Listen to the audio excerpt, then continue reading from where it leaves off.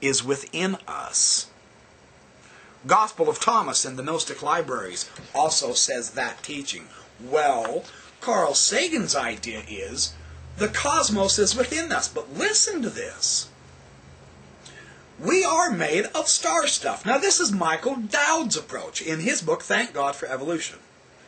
This is the idea. We are made of star stuff, he said, referring to the stellar origins of the chemical elements of life, which are cooked in the interiors of stars, then released in supernova explosions into interstellar space, where they condense into a new solar system with planets, some of which have life that is composed of this star stuff. We've begun at last to wonder about our origins. Star stuff contemplating the stars. Star stuff contemplating the stars. Organized collections of 10 billion atoms contemplating the evolution of matter, tracing that long path by which it arrived at consciousness here on our planet Earth and perhaps throughout the cosmos. Our obligation to survive and flourish is owed not just to ourselves, but also to that cosmos, ancient and vast, from which we spring. Now that is spiritual gold. And Carl Sagan was one of the most spiritual scientists of our epoch. How can we find spiritual meaning in a scientific worldview? Because folks, science works. Its track record is absolutely second to none. All you have to do is look around. Just live for a day and see what inventions, see what marvelous blessings and comforts of life we enjoy, and you'll see the value of that statement. Spirituality is a way of being in the world. That's a nice touch. A sense of one's place in the cosmos. A relationship.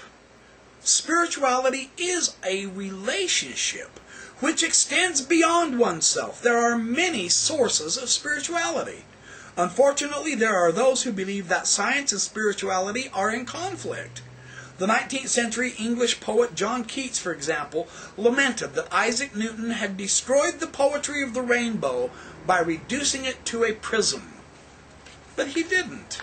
That's Richard Dawkins' book, Unweaving the Rainbow. Interesting analysis on that. If you get a chance, read that one by Dawkins. Does the scientific explanation for the world diminish its spiritual beauty? I think not. And I say amen to Shermer's thought. The scientific explanation does not reduce the spirituality of the world. Saying this on page 159. I echo that sentiment. I testify because of my own experience in both learning science and religion and appreciating the world. That's what makes me the backyard professor, by the way. I love to go out into the world. I share that with you on my videos. Yes, it is a spiritually gratifying, satisfying thing. Even if I drive my scientifically developed pickup up into the mountains, I can still appreciate the power of the creation. Absolutely. Science and spirituality are complementary. They are not enemies. I've said that many times. Now Michael Shermer, the skeptic, says they are complementary. They are not conflicting. Complementary, not conflicting. Additive, not destructive. Yes. Yes, yes, yes. I love this outlook. From a skeptic, this is impressive, folks. I'm here to tell you. This is impressive. Anything that generates a sense of awe may be a source of spirituality. Truly. Science does this in spades. I am deeply moved For example, when I observe through my Meade 8-inch reflecting telescope in my backyard the fuzzy little patch of light that is the Andromeda Galaxy, it is not just because it's lovely, but because I also understand that the photons of light landing on my retina left Andromeda 2.9 million years ago, when our ancestors were tiny-brained hominids roaming the plains of Africa. We are seeing the past as it was 2.9 million years ago when we look up at the Andromeda Galaxy. That's how vast space is.